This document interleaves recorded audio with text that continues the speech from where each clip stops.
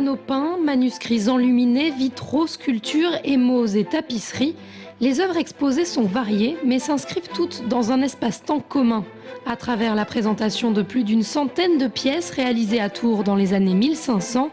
L'idée est de montrer ce qui faisait l'identité de l'art tourangeau de la pré-Renaissance.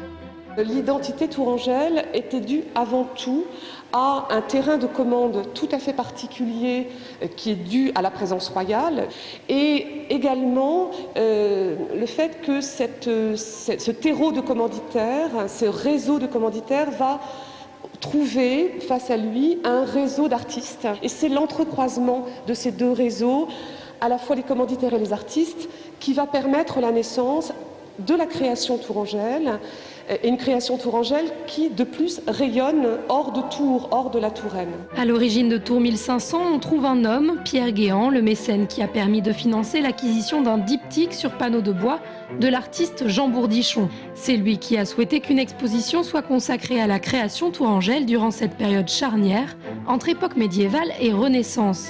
S'il existe bien une offre pléthorique d'œuvres datant du XVIe siècle, elles sont plutôt difficiles à rassembler. Il a donc fallu plus de 3 ans pour les faire revenir sur les terres tourangelles. Et pour certaines œuvres, il s'agissait d'un véritable défi. On a la chance d'avoir réuni 11 des 15 feuillets du livre d'heures de Louis XII, ce qui est absolument exceptionnel puisqu'elles n'étaient jamais revenues à Tours, là où elles ont été peintes par Jean Bourdichon. Elles étaient parties dès le début du XVIe siècle en Angleterre.